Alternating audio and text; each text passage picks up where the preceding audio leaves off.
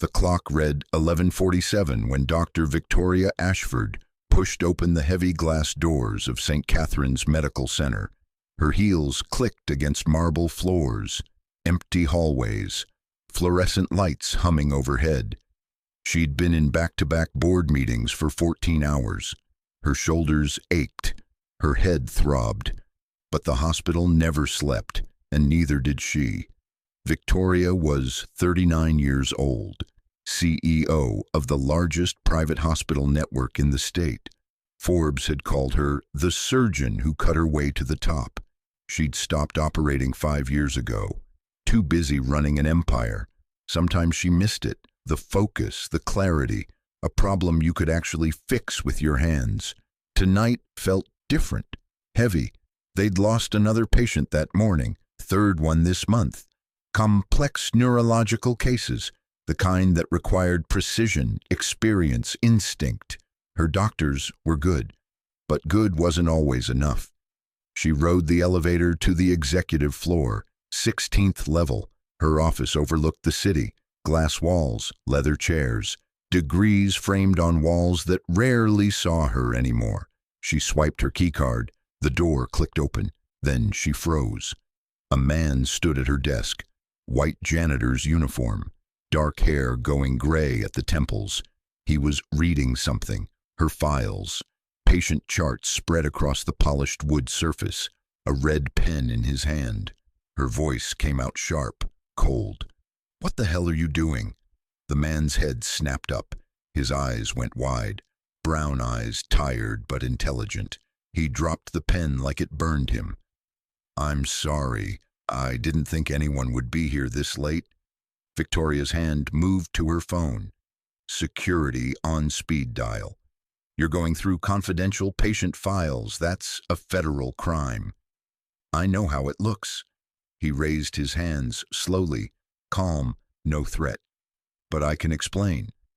"Explain to security." She pressed the button. "Wait." His voice was quiet but firm. "The patient in room 412, Marcus Webb. You're treating him for a glioblastoma. Standard protocol, radiation and temozolomide." Victoria's finger hesitated over the screen. "How do you know that?" "Because I read his chart. And your team is missing something." She stared at him. This janitor, this stranger, talking about complex oncology like he knew what he was saying. If you're enjoying this story so far, don't forget to hit the like button and subscribe. Drop a comment telling me where in the world you're watching from. I love hearing from you. "You have 30 seconds before security arrives," Victoria said. "Talk." The man moved to the side of the desk, didn't touch anything else, just pointed to the chart. His symptoms don't match standard glioblastoma presentation. The tremors started in his left hand, not his right. His vision problems are peripheral, not central. And his MRI shows enhancement patterns that suggest something else. Victoria's breath caught. She'd reviewed that case herself, signed off on the treatment plan. "What are you suggesting?" "I'm suggesting it's not cancer. It's a parasitic infection, neurocystic urcosis, probably picked up during his mission trip to Central America 2 years ago, dormant until now. If you keep treating it as cancer, he'll die. But if you start him on anti-parasitic medication and steroids, he might actually survive." The office went silent. Just the hum of the building, the distant sound of a monitor beeping somewhere below. Victoria looked at the chart, then at the man. His uniform had a name tag, Martinez, Janitorial Services. "Who are you?" Before he could answer, the elevator dinged. 2 security guards stepped out, young, alert, hands near their belts. "Dr. Ashford, you called?" She looked at Martinez, at the chart, at the notes he'd written in the margin, the same notes she'd been seeing for 3 months now. Anonymous observations, always accurate, always insightful, always on cases her team couldn't crack. It was him, the invisible helper, the ghost in her hospital. "False alarm," she said slowly. "I thought I heard something. Just Mr. Martinez doing his job. The guards exchanged glances. You're sure, doctor? I'm sure, thank you. They left. The elevator doors closed. Silence returned. Victoria sat down in her chair, gestured to the seat across from her. Sit. Martinez hesitated. I should go. Sit, please. He sat, perched on the edge like he might need to run. His hands were rough, calloused, the hands of someone who worked hard, not the hands of someone who read medical journals. How long have you been leaving notes? Victoria asked. 6 months. Why anonymously? He looked down. Because people don't take advice from janitors, even when the advice might save lives. Fair point. Harsh. True. The girl in the ICU last month, Victoria said. Unexplained seizures. You wrote that she had a copper IUD and Wilson's disease. Copper toxicity. Simple blood test confirmed it. The man with the stroke that wasn't responding to treatment. Vertebral artery dissection, not an ischemic stroke. Needed different anticoagulation protocol. Victoria leaned back. Her mind raced. This man, this janitor, had saved at least 7 lives in 6 months. Patients her best doctors had given up on. Who are you? She asked again, softer this time. Martinez was quiet for a long moment. Then he spoke. My name is David Martinez. I used to be a neurosurgeon, chief of neurosurgery at Metropolitan General, 12 years ago. Victoria's stomach dropped. The name. She knew that name. The Martinez case, she whispered. He nodded. Slow, painful. My wife, Elena. She came to St. Catherine's emergency room. Severe headache, vomiting. They said it was a migraine. Sent her home. She died 6 hours later. Ruptured aneurysm. If someone had done a CT scan, they would have seen it. Could have saved her. Victoria felt cold. She'd been in medical school when it happened, but everyone in the medical community knew the story. The malpractice suit, the settlement, the surgeon who'd blamed himself even though he wasn't on duty, who'd disappeared from medicine entirely. You sued this hospital. I did. Won. Got $2 million. It didn't bring her back. So you came here to work as a janitor. I came here to understand what went wrong, to see if this place had changed, to see if other families would lose someone because of negligence. His voice cracked just slightly, and to be close to the last place she was alive. Victoria's throat tightened. She looked at him. Really looked. The lines around his eyes, the gray in his hair, the exhaustion that went deeper than one long shift.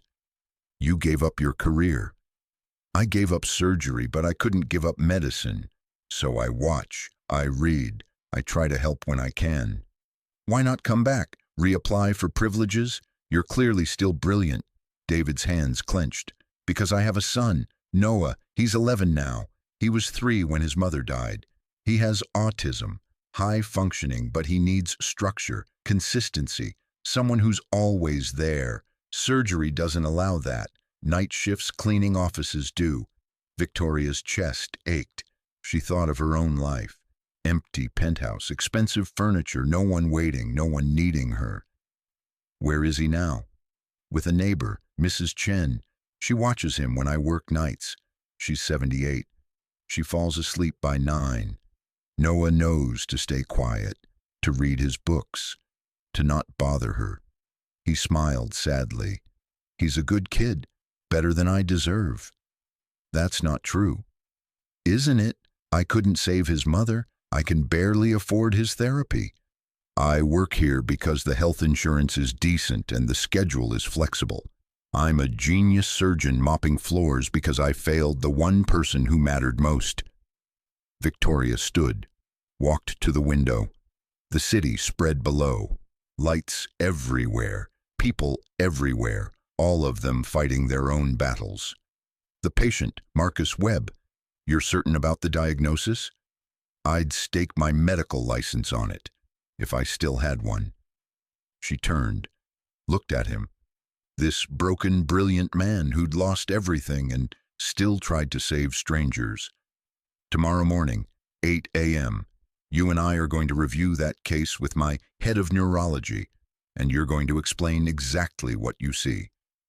David stood quickly. I can't. I work 6 a.m. to 2 p.m. I can't miss a shift. You won't. You'll be working as a consultant. I'm not licensed anymore. You don't need a license to advise, to teach, to share your knowledge. She pulled out her phone, typed quickly. I'm putting you on the payroll as a medical consultant. $20 an hour, part-time, 4 hours a day. You can still keep your janitorial position if you want the insurance. David stared at her. Why would you do this? Because you've saved 7 lives in 6 months, and my entire staff couldn't. Because you're wasting your gift mopping my floors. Because... She stopped, took a breath. Because 12 years ago, this hospital failed your wife. We failed you. We failed your son. I can't change that, but I can make sure your knowledge saves other families from the same pain. Tears welled in David's eyes. He blinked them back. I don't know what to say. Say yes. Say you'll help me make this hospital better. Say you'll let me try to make this right. He was quiet, then nodded. Yes, on one condition. Name it. I meet Marcus Webb. I look him in the eye. I explain the diagnosis myself. No hiding behind titles or degrees. If I'm wrong, he deserves to know who gave him false hope. Victoria extended her hand. Deal. They shook. His grip was firm, real. The grip of someone who'd held scalpels, who'd held a dying wife, who'd held on when everything else fell apart. As David left, Victoria sat back down at her desk, looked at the notes he'd written, the precise handwriting, the careful observations. She pulled up his employee file. David Martinez, age 49, hired 8 months ago, clean record, never late, never complained, just showed up, did his work, saved lives in the margins. Her phone buzzed, her assistant, early meeting moved to 7 a.m., conference room B. Victoria typed back, cancel it, I have something more important. She looked at Marcus Webb's chart again, read David's notes. The logic was sound. Brilliant, actually. If he was right, they'd save a man's life. If he was wrong, they'd know quickly enough. But he wasn't wrong. She could feel it. She thought about Elena Martinez, about a woman who'd come to this hospital with a headache and left in a body bag, about a little boy who'd lost his mother, about a surgeon who'd lost everything, about how many other people had fallen through the cracks, how many invisible people, how many families destroyed by negligence masked as complications. Victoria stood, walked to her window, put her hand against the cold glass. Tomorrow, something would change. She didn't know what exactly, but she knew David Martinez wasn't just going to consult on one case. He was going to help her rebuild this place from the ground up, starting with the people everyone else ignored. The janitor who was really a genius, the CEO who was really lost, and the hospital that had failed them both. 8 a.m. came fast. Victoria stood outside the neurology conference room, coffee in hand, nerves she hadn't felt in years churning in her stomach. Through the glass, she saw her head of neurology, Dr. James Whitmore, 62, Yale-educated, 20 years at St. Catherine's, arms crossed, face skeptical. The elevator dinged. David stepped out. He'd changed. Still wore his janitor uniform, but he carried a leather messenger bag. Old, worn, the kind that held stories. Ready? Victoria asked. David adjusted the bag strap. As ready as I'll ever be. They walked in together. Whitmore didn't stand, just looked David up and down. The uniform, the name tag, the gray hair. This is your consultant? Whitmore's voice dripped with disdain. Victoria sat at the head of the table, calm, controlled. This is Dr. David Martinez, former chief of neurosurgery at Metropolitan General. He's reviewed the Marcus Webb case and has concerns about our diagnosis. Whitmore laughed. Short, sharp, Martinez. The Martinez who sued us for $2 million. And now he's here to tell us how to do our jobs? David set his bag down carefully. I'm here to save a patient's life. If you'd like me to leave, I will. But Marcus Webb doesn't have time for pride, yours or mine. Something flickered in Whitmore's expression. Surprise, maybe. He gestured to the chair. Fine, you have 5 minutes. David pulled out a folder. Inside were copies of Marcus's MRI scans, notes, printed research articles, all organized, tabbed, professional. He spread them across the table. Marcus Webb, 47 years old, missionary, spent 18 months in Honduras 3 years ago. Returned with intermittent headaches. They worsened 6 months ago. Added tremors, vision problems. You diagnosed glioblastoma based on MRI enhancement patterns. Whitmore nodded. Standard presentation. We started treatment immediately. But his symptoms progressed differently than expected. The tremors started left-sided. Vision issues are peripheral. And the enhancement pattern. David pulled out an MRI image, pointed to specific areas. See these multiple ring-enhancing lesions. They're not following typical glioblastoma distribution. They're scattered, symmetrical. That's not cancer behavior. Whitmore leaned forward, actually looked at the scans. Go on. I think it's neurocystic urcosis, pork tapeworm infection, common in Central America. The larvae migrate to the brain, form cysts, cause inflammation, mimic tumors on imaging. Whitmore was quiet, studying the images. His skepticism was fading. Victoria could see it, the shift from defensive to curious. If you're right, Whitmore said slowly, we've been poisoning him with chemotherapy for a parasitic infection. Yes, but if we start anti-parasitic treatment now, albendazole and praziquantel with steroids to control inflammation, we can kill the parasites, reduce the cysts. He could recover fully. Whitmore sat back, rubbed his face. We'd need serology, confirm antibodies. Already ordered it. Victoria pulled out her phone, showed the lab request. Results in 2 hours. Whitmore looked at her, then at David. Something in his expression softened. If you're right, this is brilliant. If you're wrong, we've wasted valuable time. David met his eyes. I'm not wrong, but I understand your concern. That's why I want to be there when we tell Marcus. If I'm wrong, he deserves to hear it from me. Whitmore stood, extended his hand. Dr. Martinez, I apologize for my initial reaction. If this diagnosis is correct, you've saved this man's life. They shook hands. David's shoulders relaxed just slightly. I'll call you when the labs are back, Whitmore said. He looked at Victoria. Where did you find him? Mopping my office floor. Whitmore shook his head, smiled, almost. Medicine's loss was janitorial services' gain, until now. He left the room. David exhaled, long, slow. That went better than expected. Victoria smiled. You were brilliant. Whitmore doesn't admit he's wrong easily. He's a good doctor, just trained to trust credentials over observations. Aren't we all? They stood there.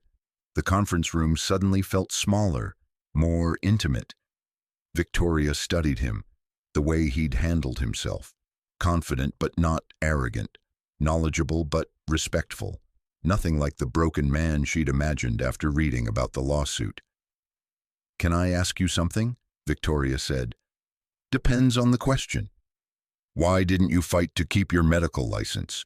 You didn't lose it for malpractice, you just let it lapse. David walked to the window, looked out at the parking lot below. Because every time I picked up a scalpel, I saw Elena on the table. Every time I walked into an OR, I smelled the antiseptic from the day they told me she was gone. I couldn't separate the work from the loss. So you buried yourself in a job where you'd never have to feel that again. I buried myself in a job where I could be there for my son, where I could still use my knowledge without the trauma, where I could hide. Victoria stepped closer, not too close, just enough to see his reflection in the glass. You weren't hiding, you were surviving. He turned, looked at her, really looked. What about you, Dr. Ashford? Why did you stop operating? The question hit harder than expected. Victoria's jaw tightened. That's different. Is it? I stopped because I was more valuable running the hospital, making strategic decisions, overseeing quality. That's what you tell the board. What's the truth? She wanted to deflect, to pull rank, to end this conversation. But something in his eyes stopped her. Understanding. He knew what it was like to run from pain. I stopped because I lost a patient, she said quietly. A child, 8 years old, routine appendectomy. Should have been simple. But there were complications. Internal bleeding we didn't catch in time. She died on my table. David was silent, listening. Her parents screamed at me, Victoria continued. Called me a murderer. Said I'd killed their baby. They were right. I should have seen it sooner. Should have moved faster. Should have... Her voice cracked. After that, I couldn't go back. Every surgery felt like Russian roulette. Every child looked like her. So I took an administrative position, told myself I could save more lives from an office than an OR. Do you believe that? I have to. David nodded slowly. I understand. They stood there, 2 surgeons who'd stopped cutting, 2 people who'd buried their trauma in work, 2 souls trying to convince themselves they'd made the right choice. Victoria's phone buzzed. Labs were back. She looked at the screen, then at David. Positive. Antibodies for teniasolium. You were right. His eyes closed. Relief washed over his face. Thank God. Let's go tell Marcus. Room 412. Marcus Webb lay in bed, pale, thin. His wife sat beside him, holding his hand. Their 2 teenage daughters stood by the window. All of them looked exhausted, terrified, resigned. Victoria knocked softly. Mr. Webb, may we come in? Marcus turned his head, managed a weak smile. Dr. Ashford, more bad news? Actually, no, good news. We have a new diagnosis, a correct diagnosis. The wife stood.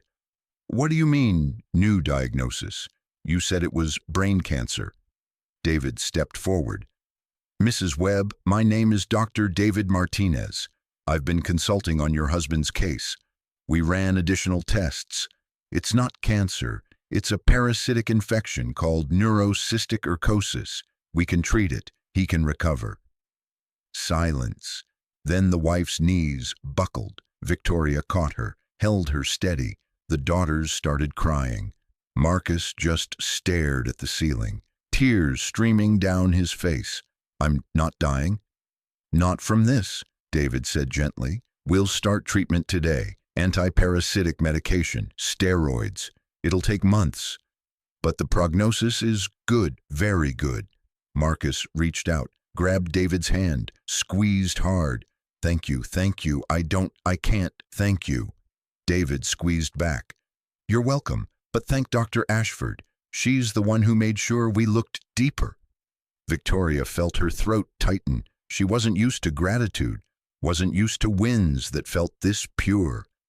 Mrs. Webb hugged her, then hugged David. The daughters joined, a group embrace, strangers connected by hope, by life given back. As they left the room, David was quiet. Victoria noticed his hands shaking slightly. You okay? That's the first patient I've diagnosed in 12 years, the first time I've felt like a doctor since Elena died. How does it feel? He smiled, sad but real. Like waking up from a nightmare I didn't know I was having. If you're hooked on this story, make sure to subscribe and turn on notifications so you never miss an upload. Your support means everything and helps me bring you more emotional stories like this one. 2 weeks passed. David came in every morning at 8. Reviewed cases with Whitmore, taught residents, shared insights. Word spread through the hospital. The janitor, who was actually a genius. The doctor hiding in plain sight. Some staff were skeptical, others were curious. But the results spoke for themselves. 3 more diagnoses in 2 weeks. 3 more lives saved. 3 more families who got to keep their loved ones. Victoria watched from a distance, saw him transform. The exhaustion in his eyes faded. His shoulders straightened. He laughed with the residents, debated with attendings, lived again. But every day at noon, he disappeared, changed back into his janitor uniform, finished his cleaning shifts, never explained why, never complained. One afternoon, Victoria followed him. I watched him push a cleaning cart down the hallway, stop at the pediatric wing, clean every room with extra care, especially the ones with children who had special needs. She found him in a supply closet, organizing cleaning products, methodical, focused. "You could quit the janitorial job," she said from the doorway. "Consulting pays more per hour. You don't need both." David didn't look up. "I need health insurance. The consulting is part-time. No benefits." "I could change that. Make you full-time, salaried, benefits included." He stopped, set down a bottle of disinfectant. "Why?" "Because you're wasting 4 hours a day cleaning when you could be saving lives." "I'm not wasting anything. This job lets me leave at 2 p.m., pick up Noah from school, be there when he needs me. That's not negotiable." Victoria leaned against the doorframe. "Tell me about him." David's expression softened. "Noah, he's 11, loves dinosaurs, reads at a college level, has trouble with social cues, gets overwhelmed in crowds, needs routine, needs me. Sounds like a great kid." "He is, better than I deserve." "You keep saying that. Stop." David looked at her. "You don't understand. I failed his mother. I can't fail him too." "You didn't fail Elena. The hospital did. The ER doctor did. You weren't even there." "I should have been. She called me that afternoon, said she had a headache. I was in surgery, told her to take aspirin, to rest. When I finally called back 3 hours later, she didn't answer. I drove home, found her on the floor, unconscious. I called the ambulance, rode with her, watched them dismiss her pain as a migraine, begged them to do a CT scan. They said it was unnecessary, sent us home. She died in my arms 6 hours later." Victoria felt tears prick her eyes. "David!" "I held her while she seized, while blood vessels burst in her brain, while everything I knew as a surgeon told me she was dying and there was nothing I could do. Noah was 3. He was sleeping in the next room, didn't even know his mother was gone until morning. I had to tell him, had to watch his face when he realized she wasn't coming back." His voice broke. "So no, I didn't fail her surgically. I failed her as a husband. I failed to protect her from negligence. I failed to save the one person who mattered most. And every day since, I've been trying to make sure Noah never feels that kind of pain again." Victoria walked into the supply closet, closed the door behind them. The space was small, cramped, intimate. "I looked up the ER records from that night," she said quietly. "Dr. Gerald Thompson was on duty. He dismissed 4 patients with serious conditions. One of them was Elena. He was fired 3 months later for substance abuse, cocaine. He was high when he saw your wife." David's head snapped up. "What?" "The hospital settled with you quickly because they knew they were liable, but they never told you why. They protected their reputation over your right to know the truth." "He was high? He sent my wife home to die because he was high?" "Yes. And I'm sorry. You deserve to know."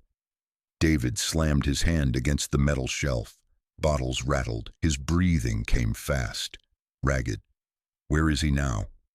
"Prison. Not for Elena. For selling prescription drugs. But he's gone. He can't hurt anyone else." David slid down the wall, sat on the floor, put his head in his hands. Victoria sat beside him, close. Their shoulders are touching. She didn't speak, just sat there, present. After a long moment, David whispered, "I blamed myself for 12 years. Thought if I'd just been there, if I'd just pushed harder, if I'd just... It wasn't your fault." Then why does it still feel like it was? Because grief doesn't care about logic. Because you loved her. Because losing someone that way breaks something inside that never fully heals. They sat in silence. The supply closet smelled like bleach and lemon cleaner. Fluorescent lights buzzed overhead. Outside, the hospital moved. Lives being saved, lives being lost. The endless cycle. "I have a son," Victoria said suddenly. "Had. He died. Stillborn. 23 weeks. Too early to survive. My husband and I tried for 3 years. IVF, miscarriages, finally got pregnant, made it to the second trimester. Then one day, no heartbeat, just silence." David looked at her. She wasn't crying, just staring ahead, hollow. "I delivered him, held him, named him Alexander, after my father. Then they took him away. My husband left 6 months later, said I was too cold, too distant, too broken. He was right. I threw myself into work, climbed the ladder, became CEO, built a wall around my heart so high that nothing could touch me. Until now," David said softly. "Until now." They looked at each other. Two broken people. Two hearts that had stopped beating. Two souls that had forgotten what it felt like to be alive. David's phone buzzed. He checked it, smiled slightly. "Noah wants to know if I'm bringing pizza home." "What did you say?" "That pizza sounds perfect."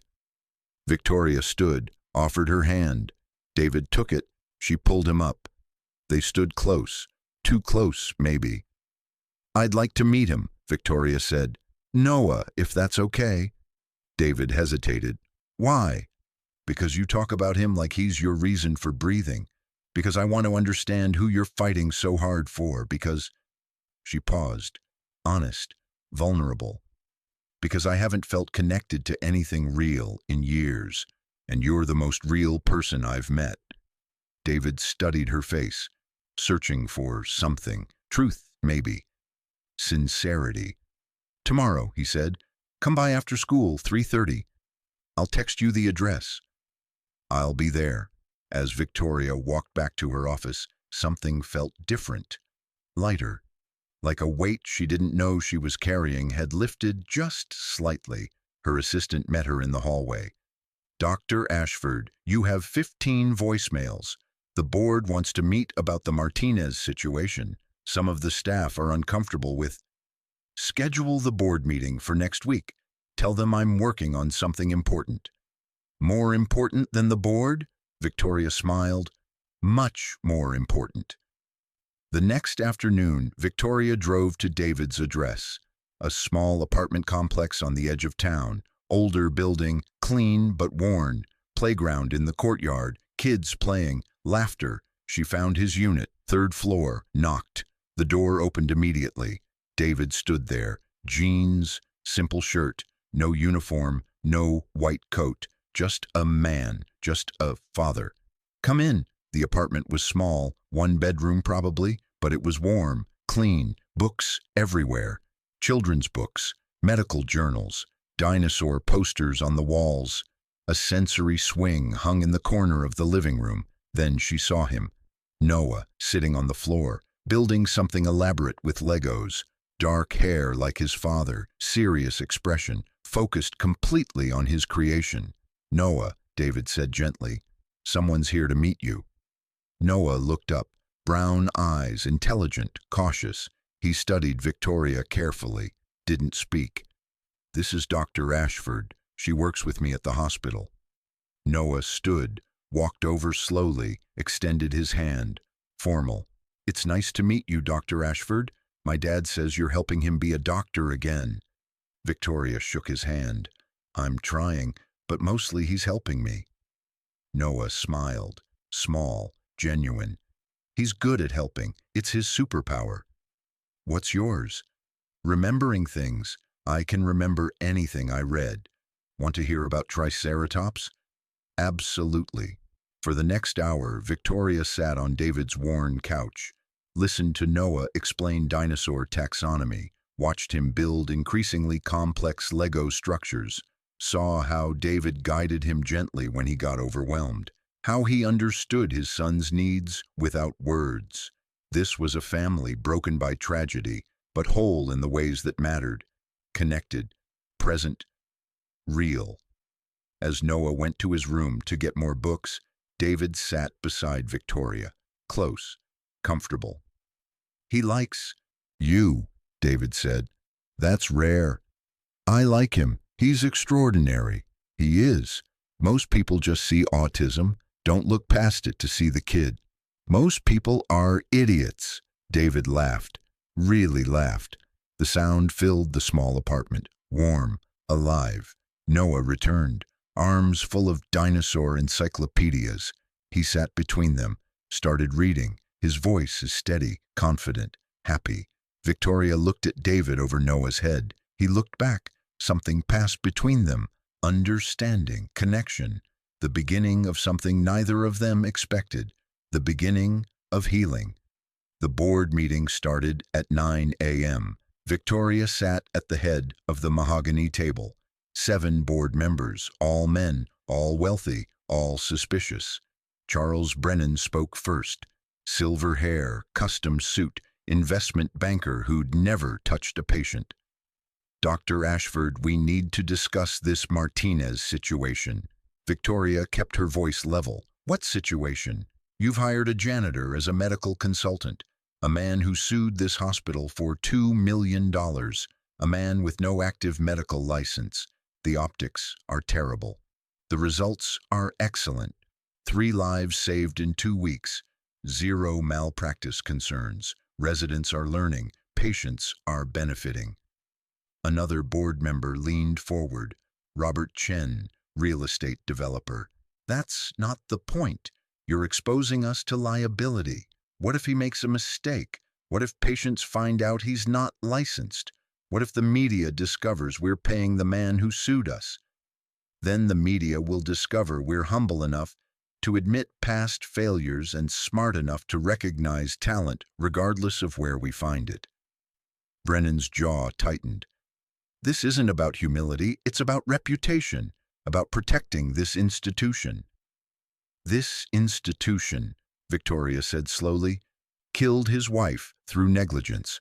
We owe him more than money.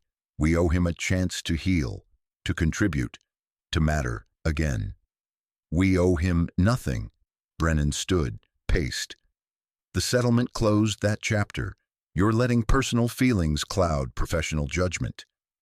Victoria felt heat rise in her chest. "Personal feelings? I'm making a decision based on measurable outcomes, patient recovery, diagnostic accuracy, teaching effectiveness. All metrics are up since David started consulting." "David?" Chen raised an eyebrow. "You're on a first-name basis with the janitor." "I'm on a first-name basis with a brilliant physician who's been invisible for 12 years because grief broke him, just like this hospital broke his family." Silence fell, heavy, tense.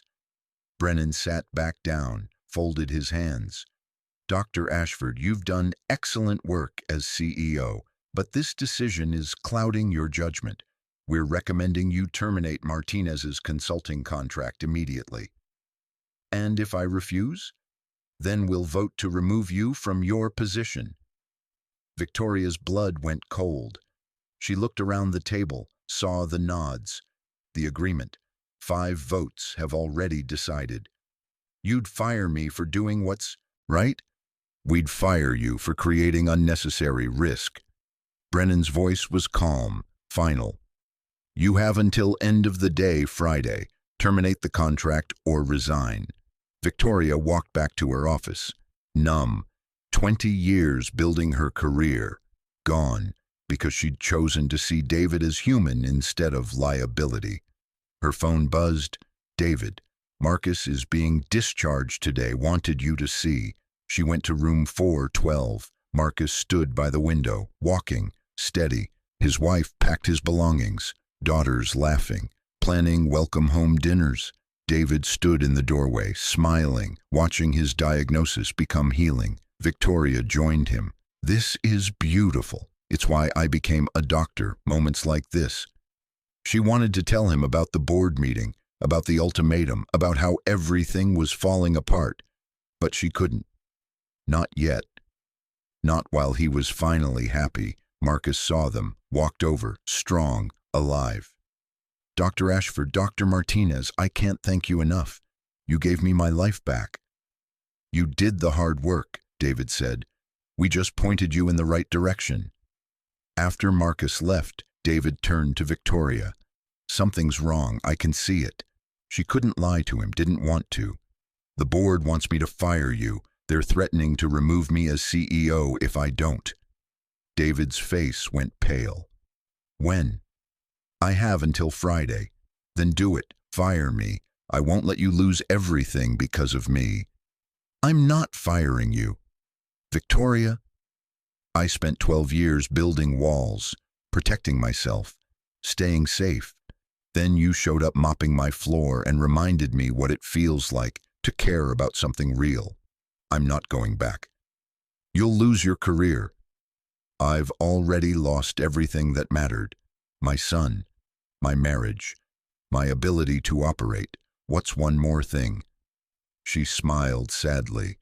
At least this time I'm choosing what I lose instead of having it taken from me. David stared at her. You'd sacrifice everything for me? Not for you, for what's right, for what my hospital should be, for what I should have been all along. Before he could respond, Victoria's phone rang. Unknown number, she answered. Dr. Ashford. A woman's voice, panicked. Dr. Ashford, this is Mrs. Chen, David's neighbor. Noah had a seizure at school. They're taking him to St. Catherine's emergency. He's asking for his father. David grabbed her arm. What happened? Victoria's training kicked in. We're on our way. Tell them I'm coming. Prep Trauma Bay 3. They ran, through hallways, downstairs, burst into the ER just as the ambulance pulled up. Paramedics wheeled Noah in, small body on a large stretcher, oxygen mask, monitors beeping. David ran alongside, holding Noah's hand. I'm here, buddy. Dad's here. Noah's eyes found his father, terrified, confused. Dad, I'm scared. I know, but you're safe now.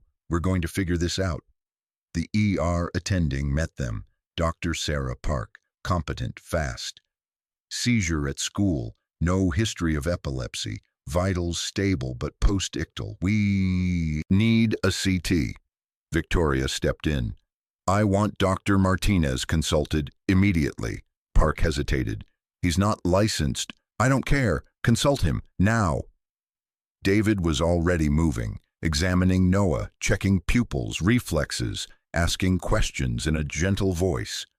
Noah, did you hit your head recently? Fall down, bump into anything? Noah's voice was small, weak. Last week, playing basketball, I fell, hit my head on the pole. But I was okay.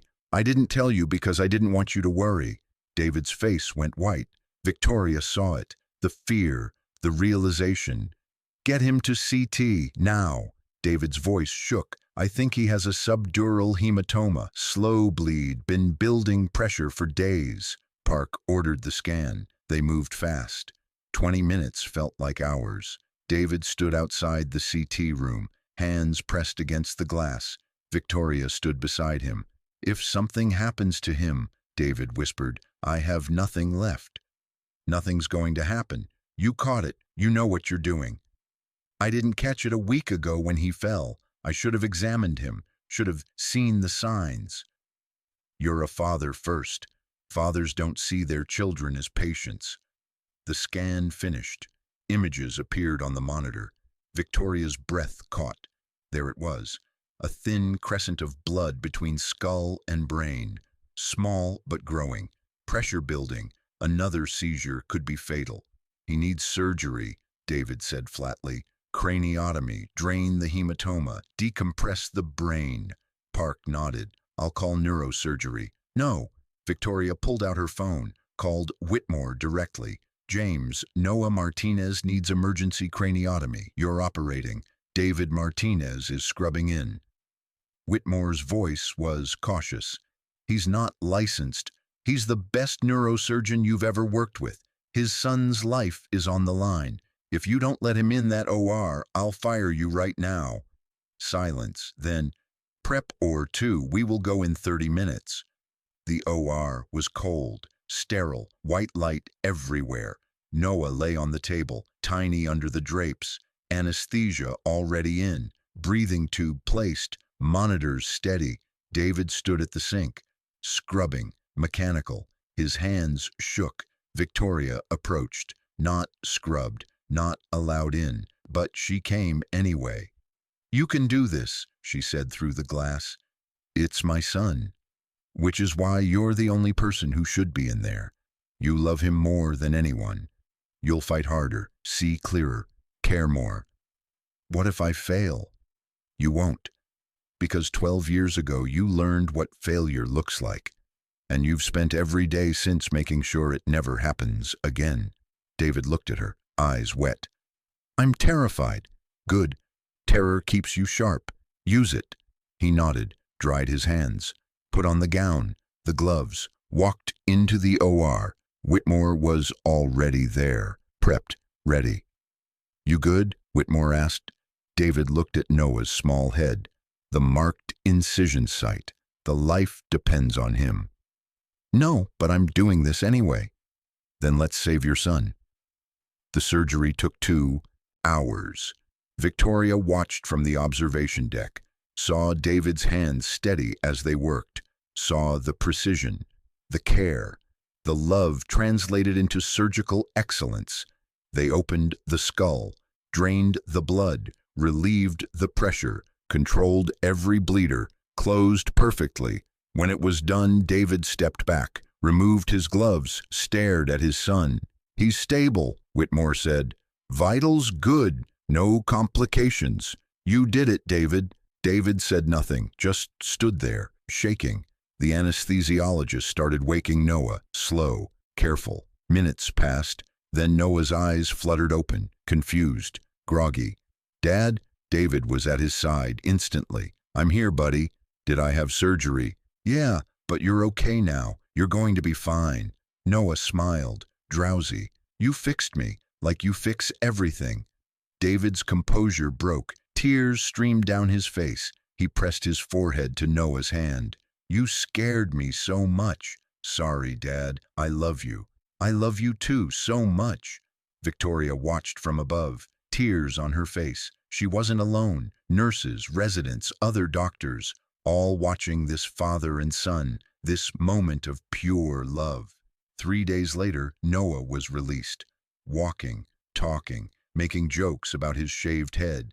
David brought him home. Victoria came with them. She'd called the board that morning, told them she was resigning, effective immediately. Brennan had tried to negotiate, offered to let David stay if she agreed to more oversight. She'd refused, walked out, 20 years gone in one conversation. Now she sat in David's small living room. Noah is building Legos on the floor, wearing a dinosaur hat to cover his bandages.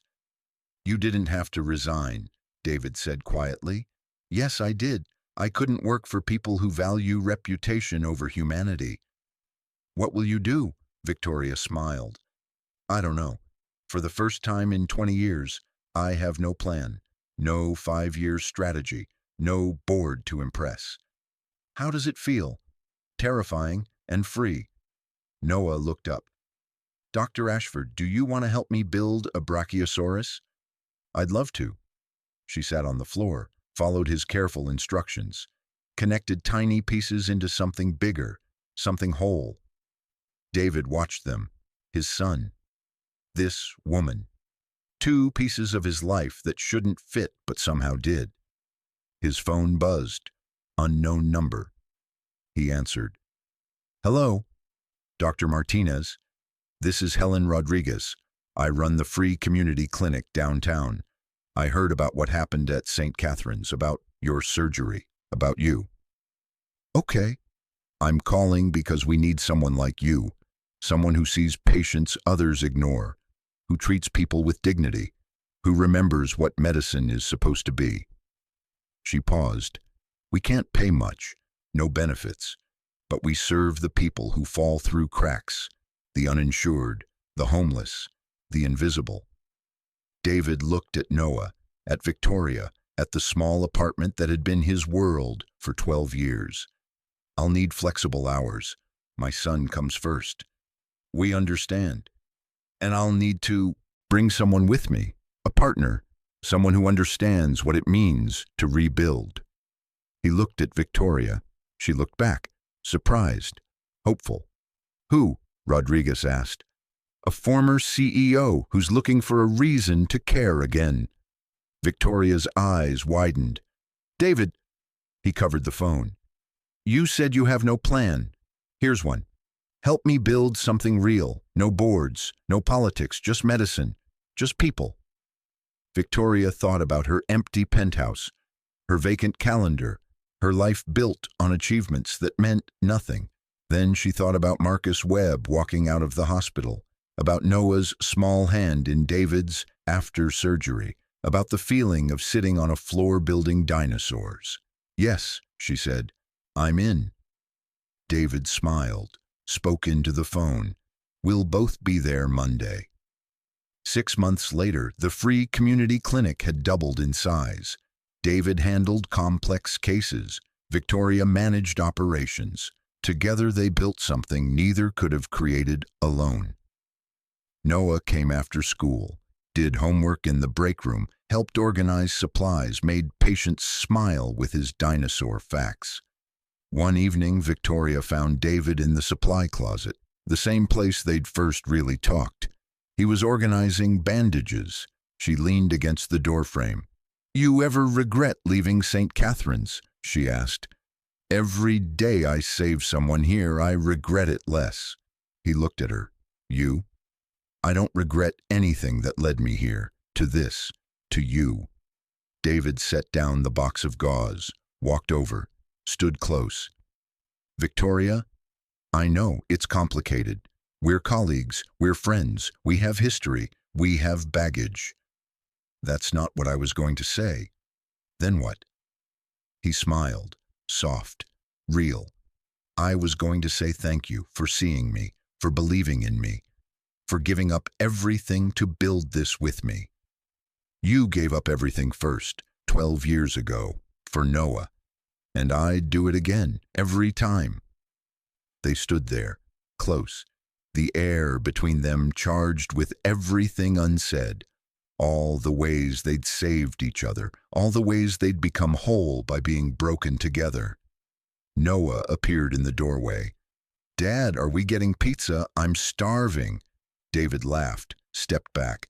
"Yeah, buddy, pizza sounds perfect." "Can Dr. Ashford come?" Victoria smiled. "I'd love to." As they walked out together, David, Victoria, Noah, the clinic lights flickered off behind them. The day was done. Lives had been saved. Wounds had been tended. Invisible people had been seen. Victoria looked at David. He looked back. No words needed. They'd both lost everything: career, family, faith in the system, faith in themselves. But they'd found something better: purpose, partnership, the courage to build instead of hide, the strength to care instead of protect. Victoria thought about the board meeting, about Brennan's ultimatum, about the moment she'd chosen David over everything she'd worked for. She didn't regret it, not for a second, because some things were worth more than corner offices and CEO titles. Some things were worth everything. As they drove to get pizza, Noah in the back seat talking about velociraptors, Victoria reached over, touched David's hand.